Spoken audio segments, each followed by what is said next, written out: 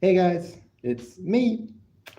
Oh my gosh, this seems like forever. It seems like it's been forever since I've done this. And it pretty much has been forever since I've gone live. How are you guys doing? I hope everybody is having a great Saturday so far. And yes, I know this. If you come in and you all of a sudden see this hat, I'm like, whoa, I've never seen him wear this before. This is new. This is a new hat that I only so hey. I like it. It's a Golden State Warriors hat. Even though I'm not necessarily the biggest NBA fan, I will watch. I will obviously wear this. Hey, Mohammed Yahi, whoever you are, thank you for showing up. Thank you for showing up. I want to thank you guys. And obviously, if you want to hit that like button, it is not required, but I do appreciate it. Thank you guys. And 2 likes already. Let's go. Let's start off the show with obviously the first show of the week, Monday Night Raw. Obviously, opening the show, we got a bit of a recap of what happened on SmackDown because there was an obvious segment that happened that people are not too happy about, and that's Pat McAfee apparently being the guy who was on the phone with Randy Orton a few times that we saw him on the phone, and so, wow, okay. Apparently, they've decided to go in this direction. So, obviously, opening the show, we got CM Punk. It's pretty obvious. I mean, CM Punk obviously he wasn't all too happy about what transpired on Friday and had a lot to say. Which, not gonna lie, I'd be pissed off too. But hey, it is what it is. CM Punk obviously he called out Pat McAfee.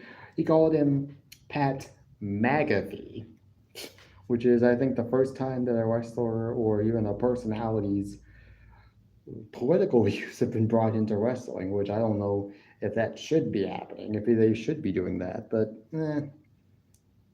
I mean, he roasted, but he didn't just contain his words to only about Pat. He obviously had words for his WrestleMania opponent, Roman Reigns.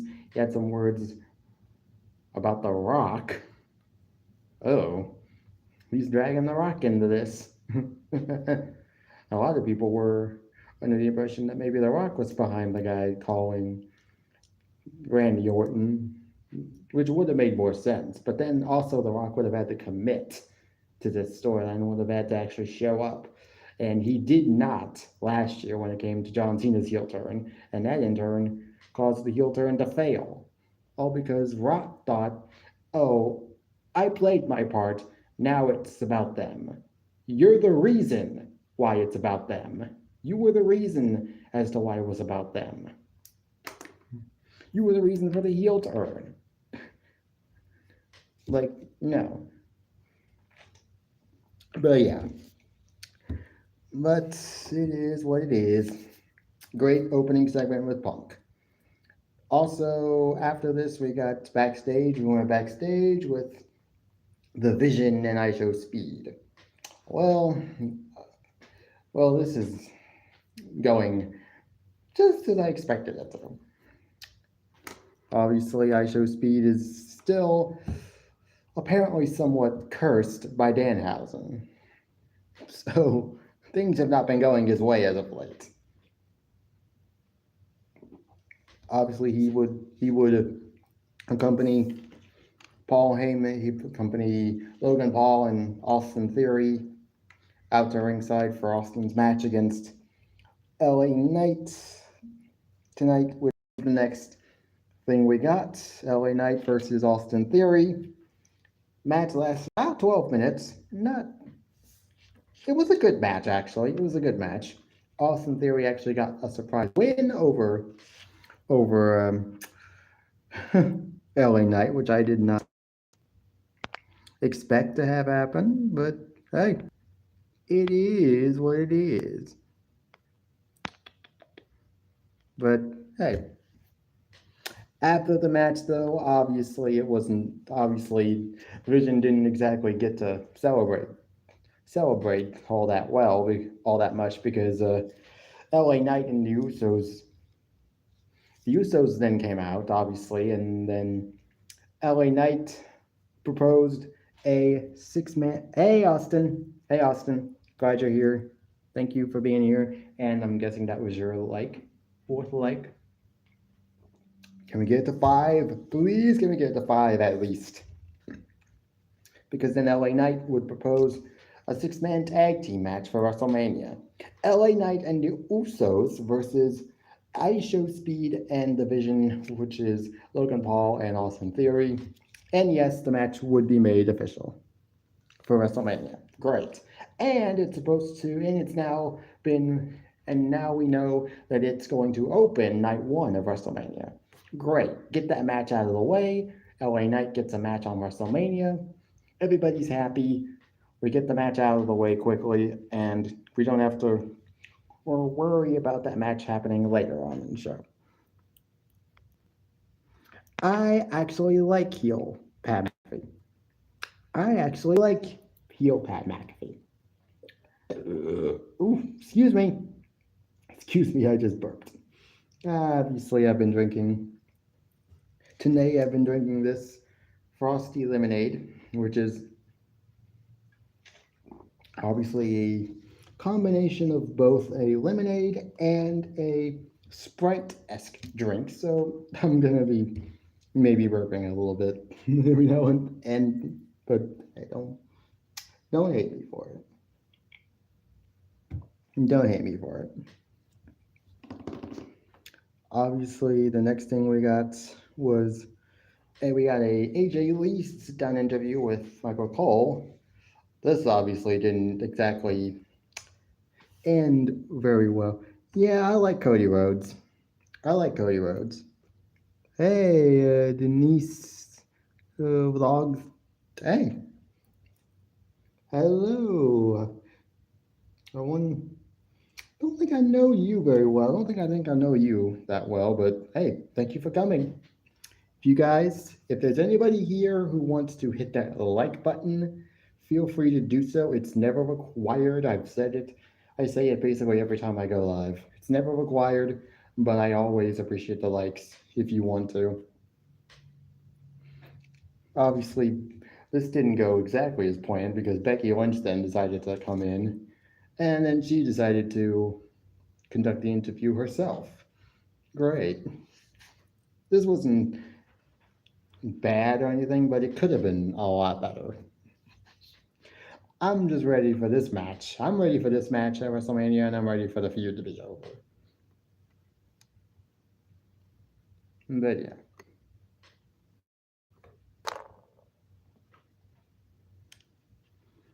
Okay, it is what it is. Our second match, or at least I guess it was supposed to be a match. I'm guessing it was supposed to be a match, but here it's 3:48 here. It's 3:48 here.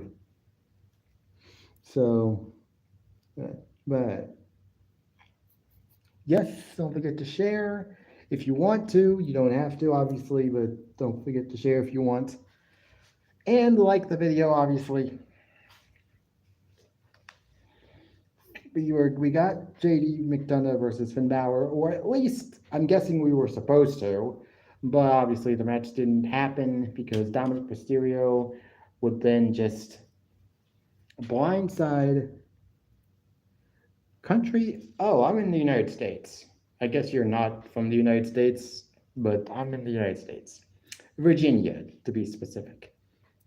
But yeah, obviously JD versus Finn. I'm guessing this was supposed to be a match between JD and Finn, and we didn't get the match because Dominic would blindside Finn from behind, which would then proceed into a beatdown with JD and Finn JD and Dominic beating down Finn. Great. Oh, hey, Claude. I know who you are. I'm not even gonna try to pronounce your name, but I know who you are. Hey, thanks for showing up, man. I appreciate you showing up. And again, hit that like button if you want. It's never required, but I do appreciate it. I do appreciate the likes regardless.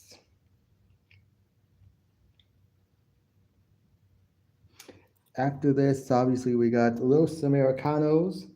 They were being interviewed by Byron Saxton. Obviously, not happy.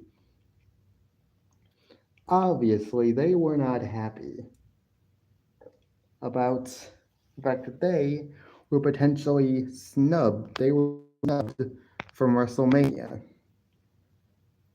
Like, I get it.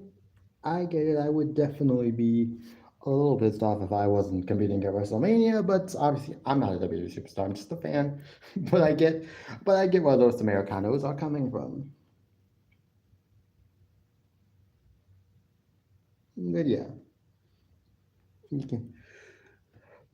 They were also to be in part of a six-man tag team match alongside El Grande Americano versus Dragon Lee, Javon Evans, and Penta later on in the show. So then, yes, we made it to 5 likes. Thank you. Thank you. Thank you. Great. I got the 5 likes. That is good. I was at least wanting to get to 5 likes. Other than that, I don't think I need any more, but if we could get it to maybe 10 now, I would be even more appreciative.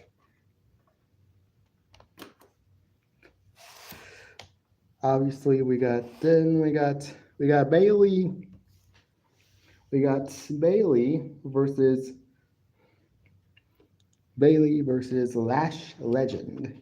This match was pretty decent, actually. Yeah, Austin, I have no idea. I have no idea why Pat McAfee took the WWE Championship, but I'm guessing that Randy Orton is going to win at WrestleMania because Pat McAfee has now twice made it clear on Twitter, apparently on X, and then on SmackDown last night that if Randy Orton loses at WrestleMania, we will not have to listen or hear from Pat McAfee ever again on WWE programming. And that, to me, just confirms that Randy Orton is winning. So, great, Pat. Thank you for spoiling the Night 1 main event result, because that pretty much confirms to me that Randy's winning. And they were apparently, potentially, planning a tag team match for Backlash in May, where it's going to be Cody Rhodes and Jelly Roll versus Pat McAfee and Randy Orton. So if that's the case, then yeah, Randy's clearly winning at Mania, which I'm actually not mad at because he deserves it. He deserves to win at Mania. And he deserves number 15, and he does deserve number 15. We got now this Bayley versus Lash Legend match. It was a good match, actually, very good. Obviously, Lash Legend was able to win this match via a distraction from Nia Jax. Also, Charlotte Flair and Alexa Bliss were there and sort of caused a bit of a distraction as well. But it is what it is. We got a recap of what happened last week with the Stephanie Vaquer Liv Morgan segment, in which Roxanne Perez officially made her return to WWE television after being out for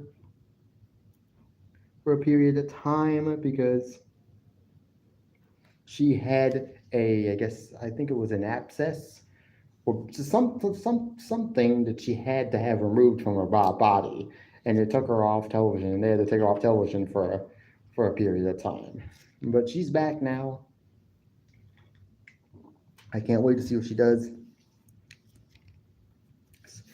We also got a video package for a promo video for Stephanie, obviously calling out Liv, obviously. So, and this was good stuff. This was good stuff. Also, we got a Asuka promo video promo.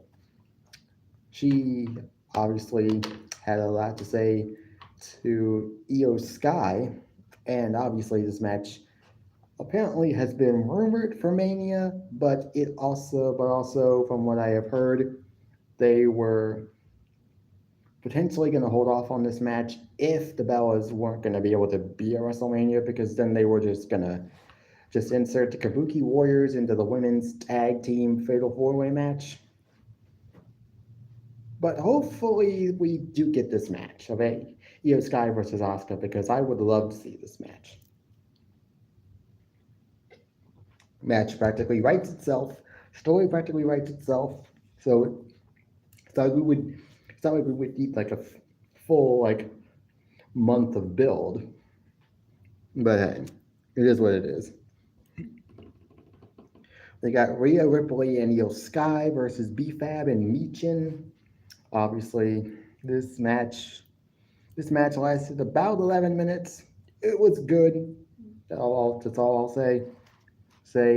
Obviously, post-match, Io Sky would get a beatdown. Would be beat down by Jade Cargill, with Michin and B-Fab holding Rhea Ripley back so she wouldn't be able to help her friend. And apparently Rhea Ripley got a cut. Apparently, I don't know where it was on her face, but she got a cut and she had to have stitches. in her And obviously the guy she's dating at the moment, Buddy Matthews from AEW, posted his Instagram story about it. So, but it looks like she's okay.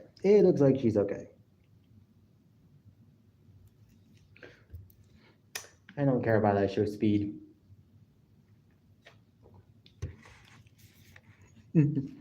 We got Seth Rollins. I guess another segment with Seth Rollins and Gunther. This match has now been made for WrestleMania. Don't know if the career killer sort of aspect of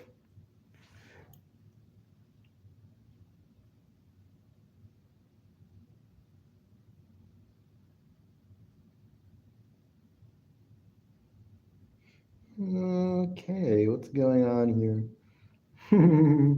Well, hey, I'm glad I'm doing something for a second. Stay with me. Obviously, this match has been made for WrestleMania only because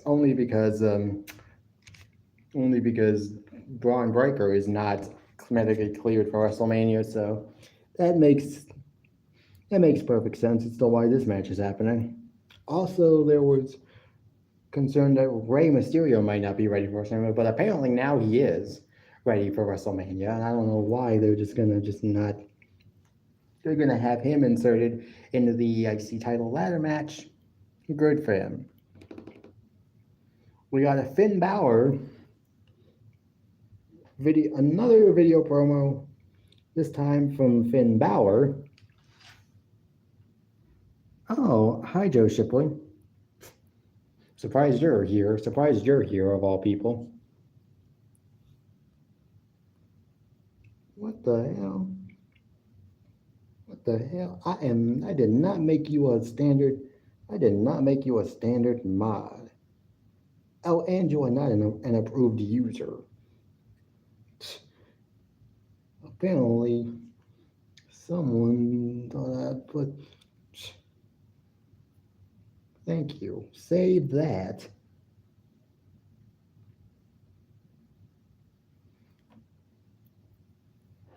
Oops. Great. Great, Joe. Mm.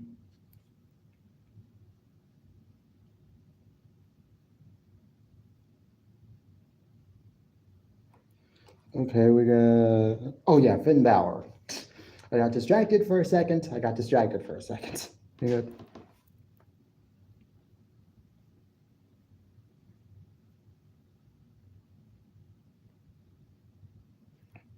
We got our video package.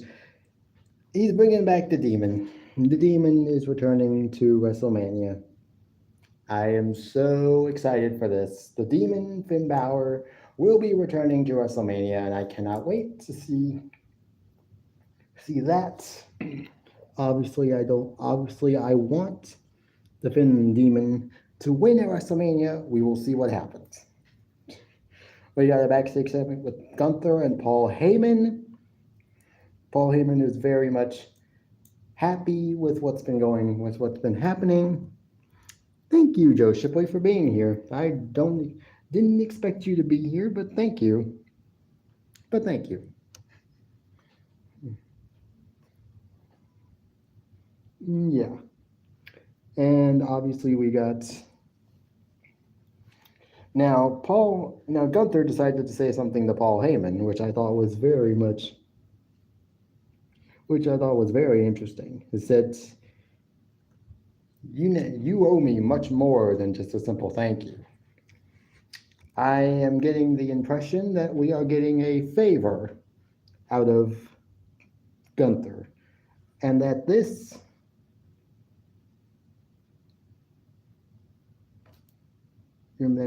will, you know what, Joe? I'm going to make you a standard mod, if you don't mind me doing that. What I'm thinking, coming out of this segment with Paul Heyman and Gunther saying that Paul Heyman now owes him more than just a simple thank you, I'm getting the feeling that we are getting a favor from Gunther, and that this will inevitably bleed into SummerSlam, and will lead to Gunther requesting a match against Brock Lesnar, in which Gunther will then retire Brock Lesnar. I'm hoping that that is the case, and that is where we're headed with this little Gunther Paul Heyman segment. That's where it's going to eventually lead to. Hopefully. We don't know for sure. Obviously, we got backstage, we got Stephanie McCurr attacking Liv Morgan and Roxanne Perez. And apparently, both of them got banged up hard. Liv got a big old knot right on her forehead, and they were taken into concussion protocol, which is understandable. But it does look as though like they will be cleared, and that Liv will be cleared in time for her WrestleMania match against Stephanie McCurr. So hopefully that's the case. I don't want to see that match. I want to see that match. Also, then we got a 6-man tag team match: Javon Evans, Penta, and Dragon Lee versus El Grande Americano and Los Americanos, Rayo and Bravo. Ooh, excuse me again. Obviously, this match lasted about 14 minutes. Pretty good match, and the baby faces, they won the match. Congratulations to them. Obviously, after the match, now, I think it was last week, Penta had announced a ladder match for the Intercontinental title. Tonight, we got Rey Mysterio coming back for the first time in quite some time, at least not since he suffered, I think, an injury that had his appearance at WrestleMania questioned. But I'm guessing he's been cleared because he decided to insert himself. He inserted himself into this IC title ladder match, saying that the match was missing something, and that it was missing Rey Mysterio.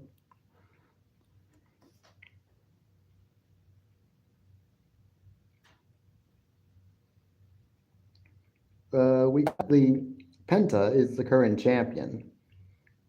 Penta is the current champion, Austin, and so he'll be defending it at WrestleMania in a ladder match, in a now a five-way ladder match. Apparently, there were speculations that there would be AAA talent even being involved in this ladder match, which made me think someone I wouldn't mind seeing is Mr. Iguana. But also, we got Penta defending the title tonight on AAA television, apparently against El Hijo de Vikingo. Would have loved to see him involved in this ladder match, but hey, it is what it is. That should be a good match, although I won't be watching it because I'll probably be watching other stuff. That just obviously we didn't get the main event. Brock Lesnar with Femi contract signing for their WrestleMania match. It went exactly as I expected it to. All out chaos, bodies being thrown, punches being thrown. They just want to destroy each other, and I cannot wait for this match. And I can't wait for Femi to win against Brock Lesnar because it literally does not make any sense for Brock Lesnar to win because this could very well be his last official year in WWE as a performer because he could be retiring at SummerSlam, and if he is, then I would love him to put over Femi at WrestleMania. Now I'm sure there are some people that are like that will probably be so adamant that Brock Lesnar must win, and that Obo Femi winning would be the worst decision that WWE could ever make. And those people are obviously Brock Lesnar lovers. And yeah, I don't believe that would be a bad decision at all.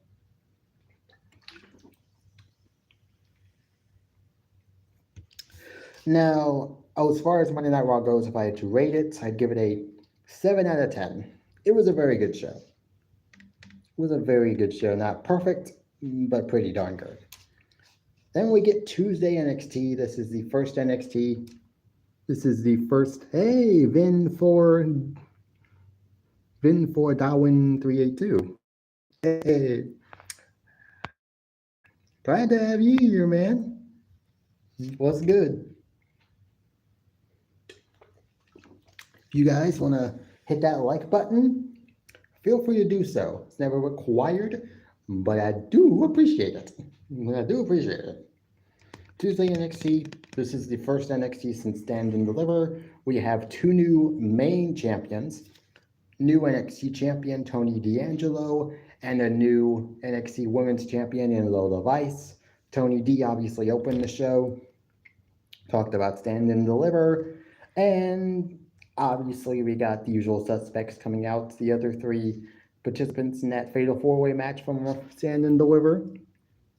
Thanks for the like.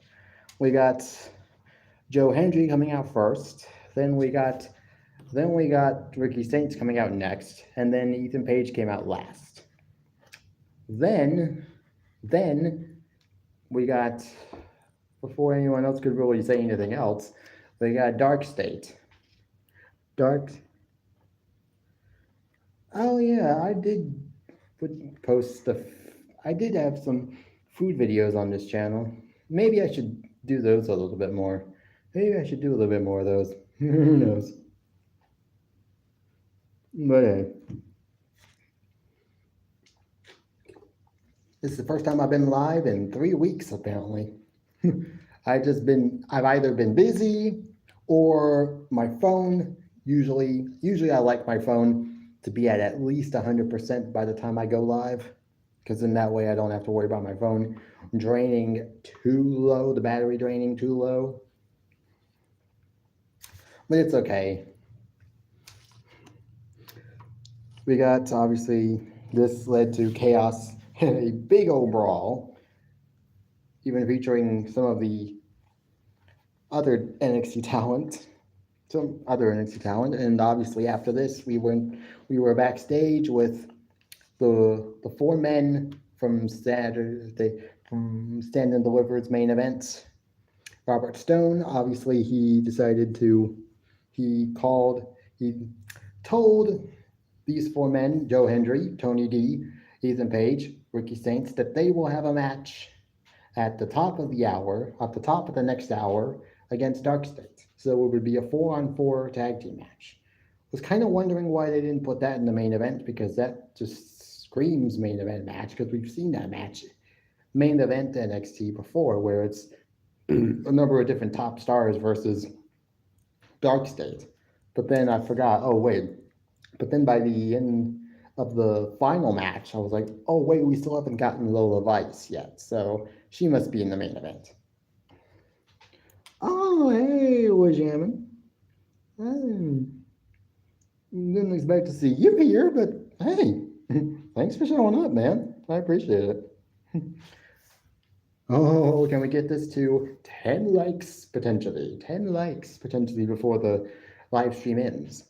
Would love to see that. Obviously, we then get the first match of the night, that being Sol Ruka. Sol Ruka versus Izzy Dame.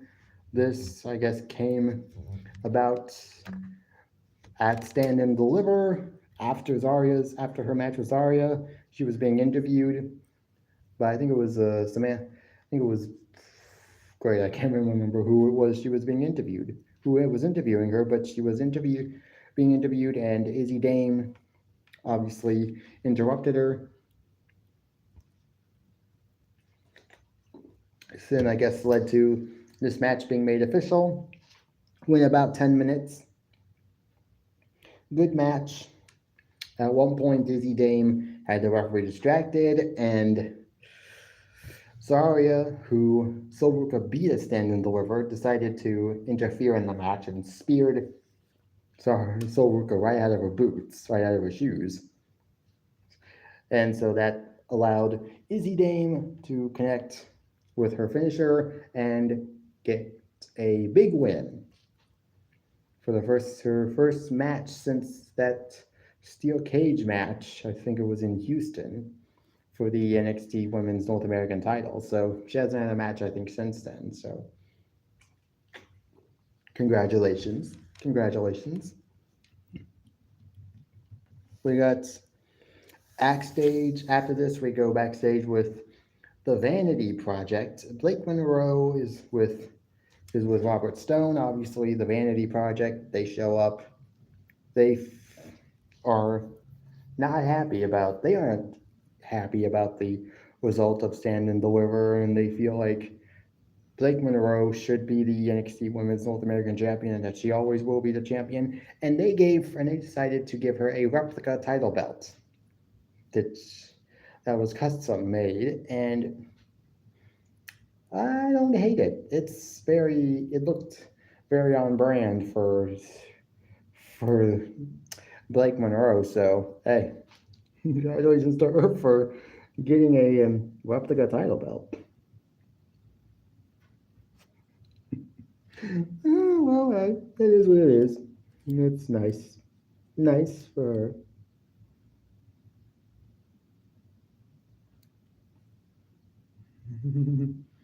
Well, after this, we got Tatum Paxley and Shiloh Hill backstage.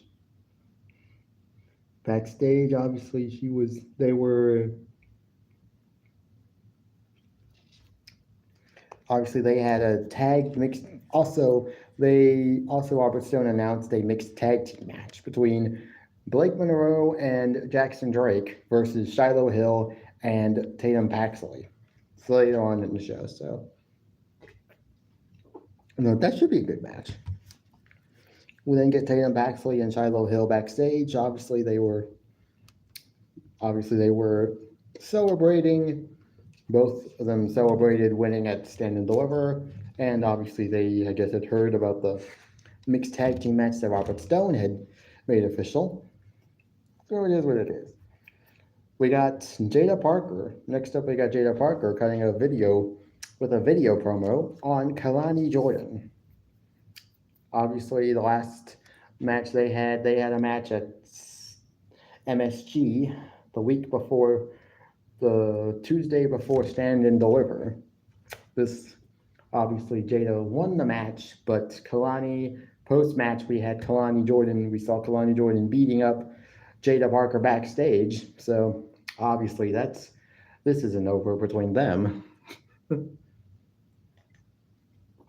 But hey, I'm guessing this match will be made official for whenever, but it should be a good match.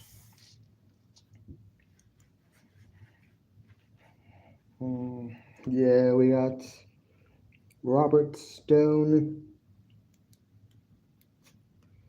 Got Robert Stone backstage.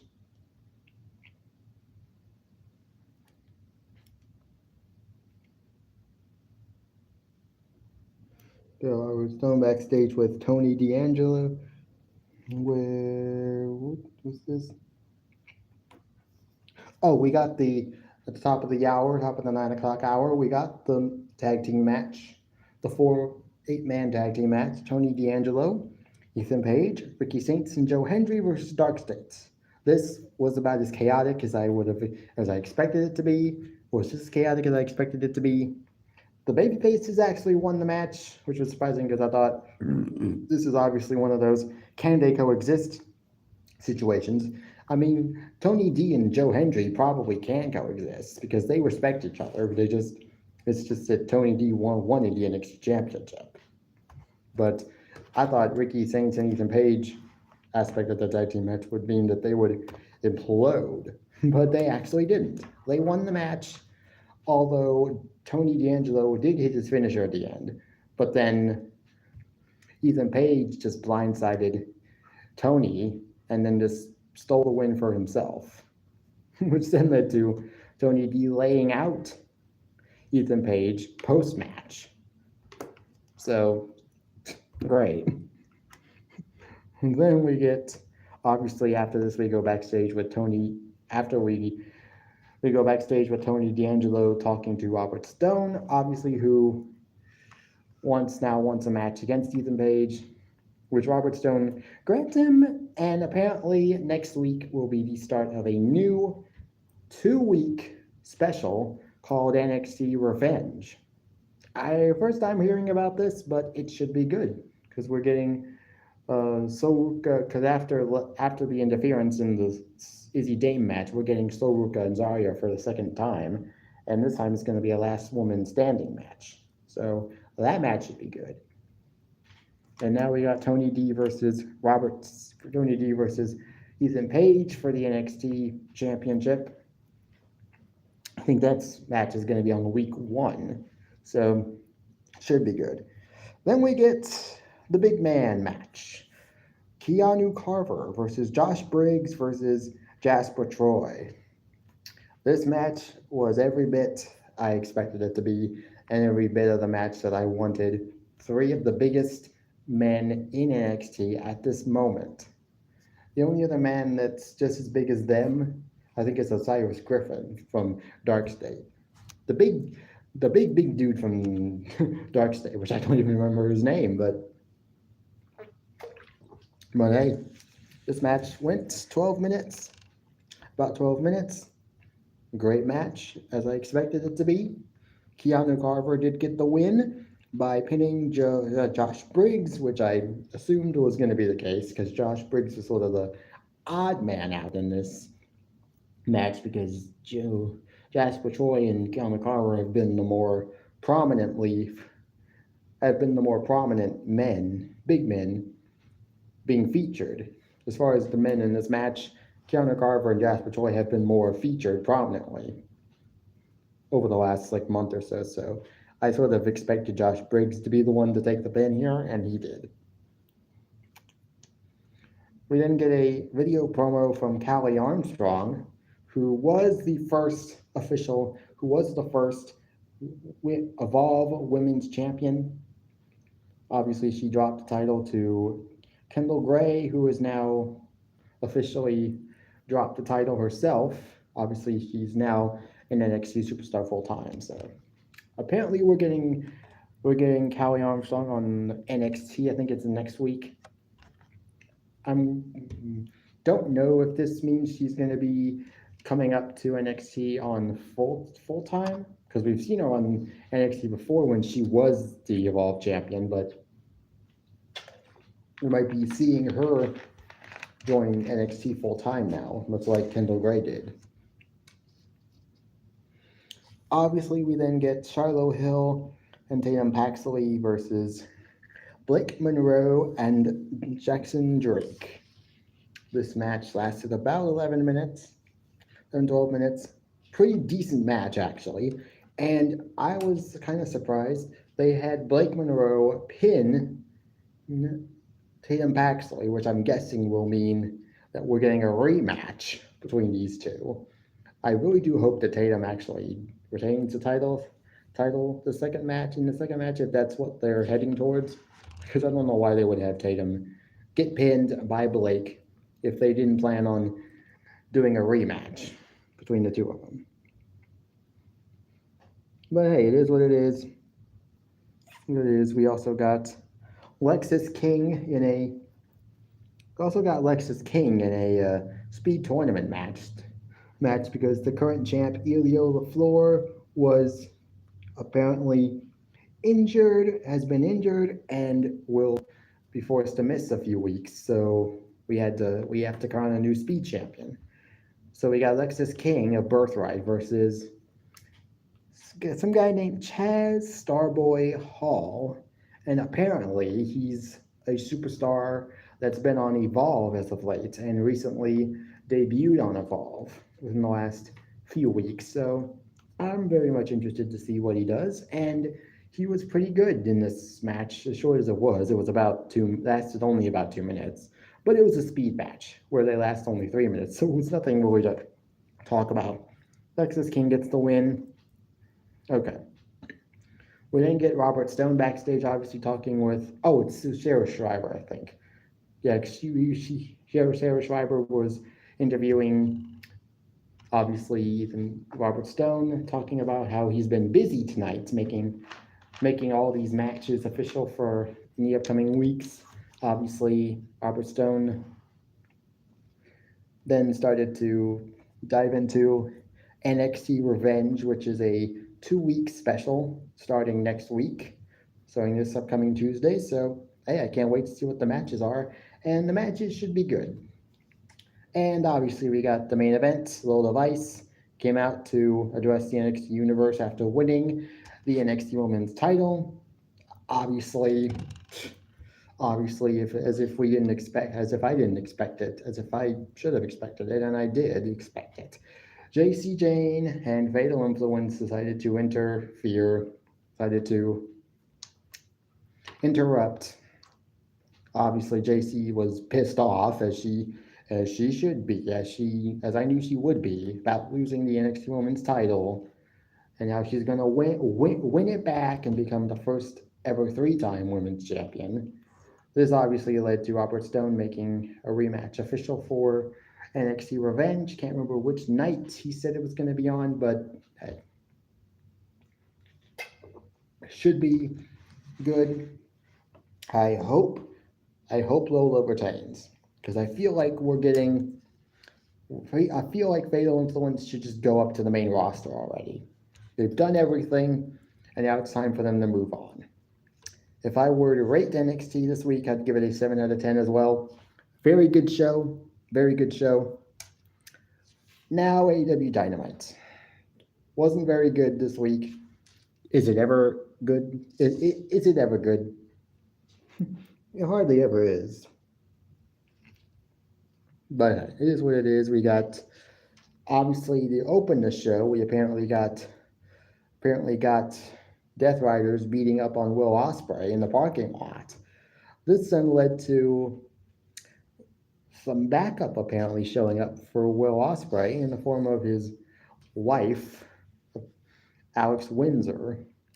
And then apparently we got some of his buddies from the United Empire in New Japan Pro Wrestling showing up. Colin Newman. Great, I can't remember the other two. Guys. But this then led to a match being made official for the show, which was going to be the main event match. Chaos in Canada. Basically, no disqualification. Anything goes. Great. Just pure chaos.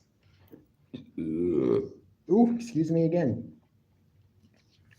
Obviously, we got Don Callis family, Andrade, Mark Davis, and and Konosuke Takeshita versus the team of Jack Perry, Darby Allin, and Bandito. Now, apparently, Brody King, if I'm not mistaken, was originally going to be in this match, but he apparently was attending the funeral of a friend of his, so he could not be there. And so Bandito, I'm guessing he stepped in. Obviously, this team lost. Andrade pinned Jack Perry in this match. Great. Obviously, Jack Perry was then attacked by the Don Callis family, which then led to the Young Bucks making the save. Then Kazuchika Okada decided, to intervene and helped out Konosuke Takeshita, which was surprising. But then, obviously, as we've seen multiple times over the last few months, Konosuke Takeshita and Kazuchika Okada just decided, you know what, we're just going to start brawling with each other. Then later on in the show, we got a backstage segment with the Don Callis family and Konosuke Takeshita. He wants a shot at Okada and the international title. And Don Callis is like, okay. If you want this match so badly, you got it. But just so we're clear, nobody's leaving the family. This is just gonna be a fun inter-family match.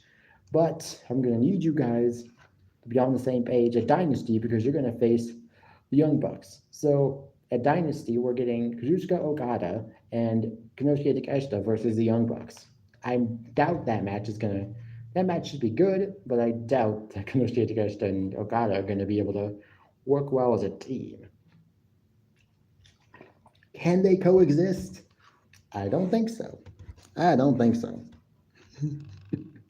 We got Willow Nightingale defending her TBS championship. Apparently, this was going to be another open challenge sort of thing, and we get. Now, I think it was on Saturday. Or last Wednesday.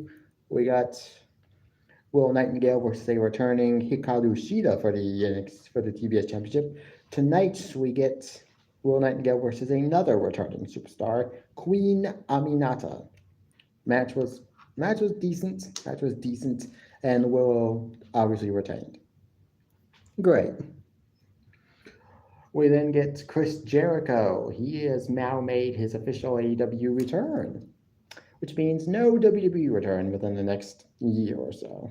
And apparently the new deal he has signed is a multi-year deal, which makes me believe I don't think Chris Jericho has any intentions of ever coming back to WWE for a retirement run of any sort.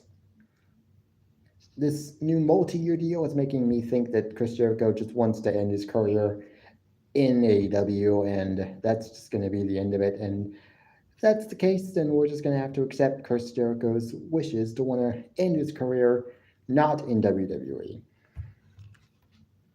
Doesn't mean that we might get a Hall of Fame induction at some point down the line, but it's definitely looking like Chris Jericho is just going to end his career in AEW, which I'm not mad at.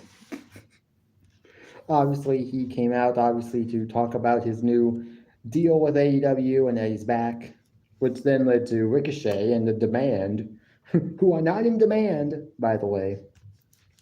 They interrupted Chris Jericho. Obviously, Ricochet basically told Chris Jericho, listen, don't sign this new contract. Just go home. We don't need you. We don't want you. Basically. Which then led to Chris Jericho saying a few words and then revealing that Ricochet just made the list. So apparently Chris Jericho has now decided to bring back the list, his gimmick from WWE during his later years in WWE when he would have a clipboard and would say, you just made the list, and then he would write that particular person's name on a piece of paper. Okay. Well, it was a nice gimmick in WWE, so hopefully it'll be good in AEW. Also, he told Ricochet that a match would be made official. That because of this, a match would be made official between him and Ricochet for Dynasty. Great. Chris Jericho's first official AEW match in a long time is going to be against Ricochet.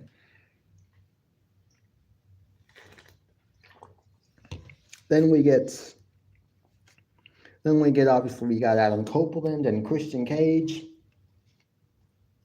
And this was a good segment. This was just a good segment. Adam Copeland obviously was great, and then Christian Cage was just diabolically evil, despite technically being, I'm guessing, a babyface. He's decided that even if he's going to be a babyface, he's just going to retain all of the scumbag qualities that made him a great heel, and I like it. Christian Cage should not change who he is. He should always be a scumbag. He should always be a dick. And he basically had a lot to say about FTR.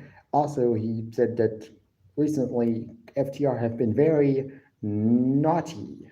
So much, so naughty, in fact, that he had to pay a visit. That he was forced to pay a visit to both of their mothers. And when he says he paid a visit to them, he banged them both. Oh, God.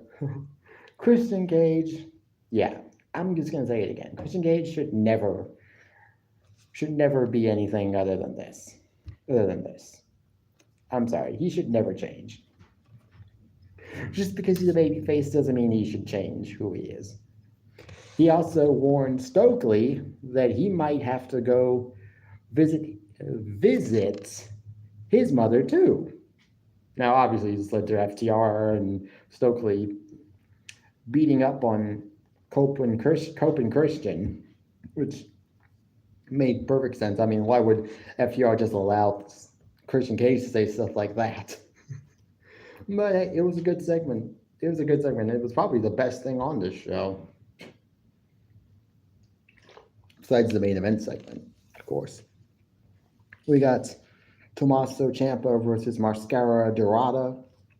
Apparently, this was for the number one position in the Casino Gauntlet match. Kyle Fletcher has apparently gotten himself injured and has since had to relinquish the TNT Championship, which is obviously devastating because he was doing very good as TNT Champion. But at Dynasty, there will be a Casino Gauntlet match to determine the new champion. This match was to determine who would start the match at the number one position.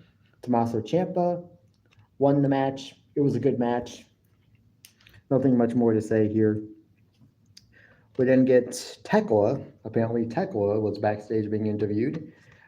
Yeah, I think it was Lexi Nair who was interviewing her, and now I don't know what was going on here, but obviously Tekla was acting weirder than usual, which is pretty weird for her. But a lot of people have now since said that she may have been drunk while doing this interview segment. That's not a good look, to show up on television drunk.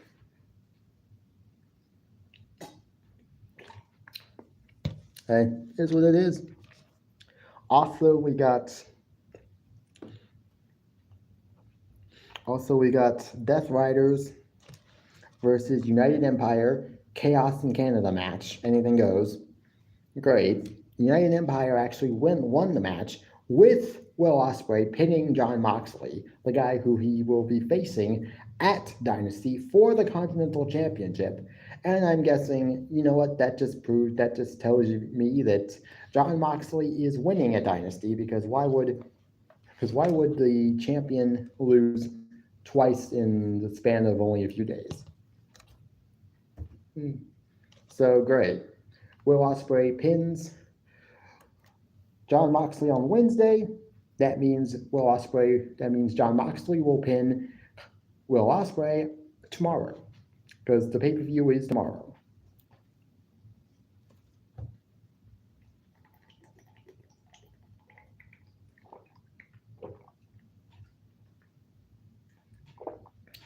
Congratulations. Well, obviously, the main event segment was Kenny Omega versus Omega and MJF. Obviously, they had a lot to say heading into their match at Dynasty for the AEW World Championship. This was what I would have expected from both of them, and it was a good main event segment. But if I was to rate AEW Dynamite, I'd give it a 6 out of 10. It was okay in certain aspects, but the majority of it was like, should I really care? Ooh, excuse me again. Then we go to Friday Night SmackDown. Opening up the show, obviously we got a recap from last week's Pat McAfee reveal of Pat McAfee being the guy behind Randy Orton's phone calls. Then the show opened up with Cody Rhodes arriving, wanting to talk to Pat McAfee, wanting to get his hands on Pat McAfee, but Nick Aldis confronted him and told him that it's been made official that Cody Rhodes and nobody else within WWE can lay a hand on Pat McAfee. I'm like, what? Someone apparently above Nick Aldis's pay grade, I'm guessing someone in TKO, has now made it clear that nobody in WWE, nobody that works in WWE, is allowed to put their hands on Pat McAfee. They are literally going all in on this. Pat McAfee involvement in the Cody Randy story. Not that it's any good. I mean, I like what Pat's been saying. And it's honestly, it should be said. But I know some people are just like, I mean, yeah, it needs to be said, but it's Pat McAfee saying it. If it was anybody else saying it, I would be that much more fine with it if it was somebody else saying it. But we got what we got. Let's just deal with it and hope for the best. Then we then get Rhea Ripley officially opening the show. Obviously, she was calling out Jade Cargill for attacking Io Sky on Raw this week. This then led to Io coming out and demanding a match against Jade. Obviously, Rhea was a little worried for Io, but Io was bound and determined she was going to face Jade tonight, which then led to Nick Aldis making the match official, coming out to make the match official for the main event. By the way, so the first match was Bayley versus Alexa Bliss. We've seen this match a couple of times over the years. This match went about 12 minutes, and interestingly enough, from what I found out, is that every time Bayley and Alexa Bliss are in San Jose for a show, whether it be Raw or SmackDown, they always seem to face each other. So that's an interesting little tidbit.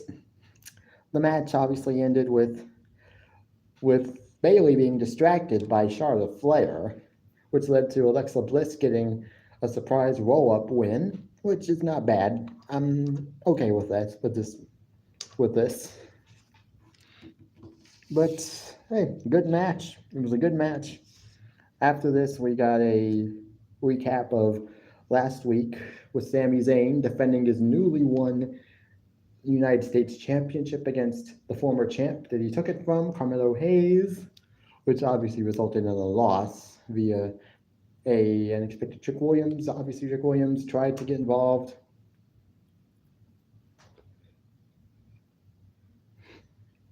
But that didn't work out. Now, obviously, backstage, we went to backstage with Matt Cardona, with Trick Williams, little Yachty, and Carmelo Hayes, obviously, backstage. This then led to Matt Cardona apparently showing up out of nowhere and demanding a match against Trick Williams, which was then made official later on in the show. Also, we got Drew McIntyre. We got Drew McIntyre cutting a video promo inside a jail cell, which was just great. Drew McIntyre obviously called Jacob Fatu a failure as a father, and a failure as a WWE superstar, and a failure as a person. Great. And the ending line, he said, for the ending line, he told told Jacob Fatu that he would be Jacob's judge, jury, and damn executioner. Like, this was great. This was great. We didn't get Pat McAfee showing up. We got Pat McAfee obviously showing up. He ran into Nick Aldis, asked Nick if Nick had relayed his message to the addendum to the rest of the roster that no one can touch him. No one within WWE can touch him. Yeah, and then we got Joey Roll appearance, and he obviously confronted Pat McAfee and basically asked Pat, "What are you doing here? Why are you here? What are you doing here?" I mean, that's obviously you should be asked. Why is Pat McAfee here, and why is he involving himself in this storyline that should be only about Randy and Cody? Again, I say we got what we got. Let's trying to make the most of it. Then we get, obviously, we then get Royce Keys, formerly known as Powerhouse Hobbs, his debut match in WWE. Well, his debut match on WWE television. Obviously, he's had some matches on main events, dark matches, and a match on main events, but this is his first officially televised match. Great. It was against Humberto Carrillo. I'm just going to call him that because that's his name, at least that I know of. But they're just calling him Humberto now, which I don't know why. They feel the constant need to shorten names or just change names altogether. But I like Royce Keys, the name Royce Keys. Obviously, there's some significance behind that, some personal significance as far as Powerhouse Hobbs goes. Same thing with Blake Monroe. Apparently, that was also had some personal significance. Obviously, she is a big fan of Marilyn Monroe, and obviously her cousin's name is Blake. So, hey, I like that. But this match was a squash match. Lasted about 4 minutes. Lasted pretty much 4 minutes. It is what it is.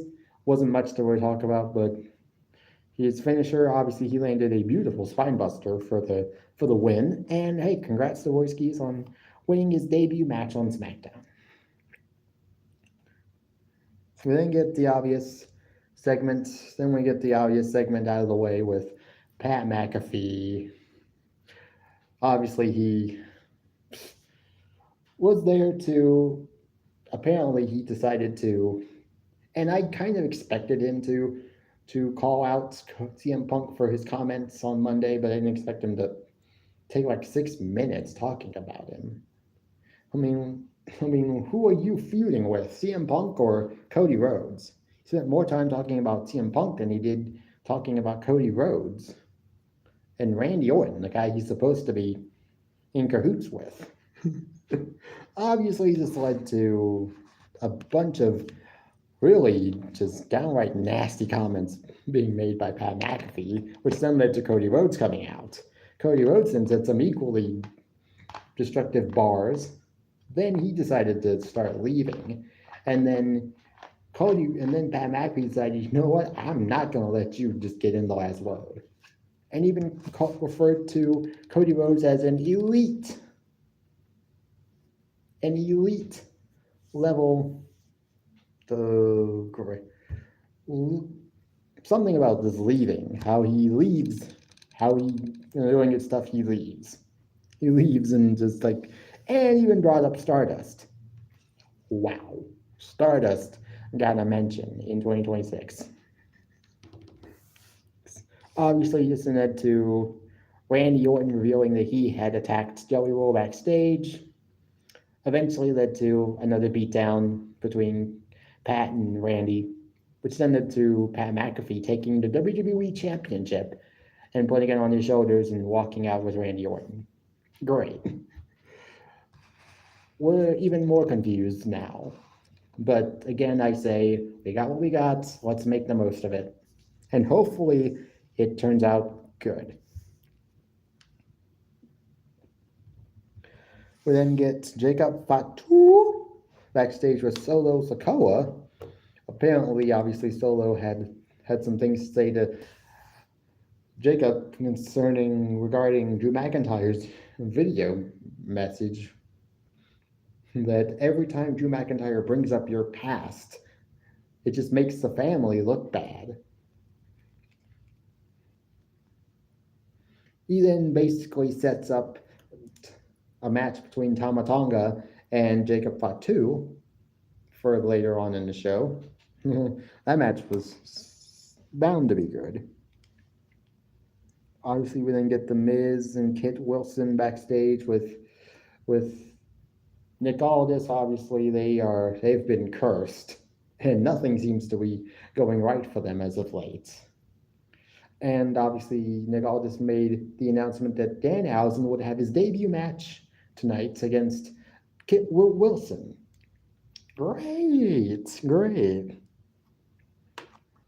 Then we get the Trick Williams versus Matt Cardona match, but obviously before that happened, we got Sami Zayn, Trick Williams, and Lil Yachty out there. Obviously, Sami Zayn had a lot to say to Trick Williams. And then this played into the Trick Williams versus Matt Cardona match, which lasted not that much. Matt Cardona, I mean, he looked good in the match, but obviously he lost.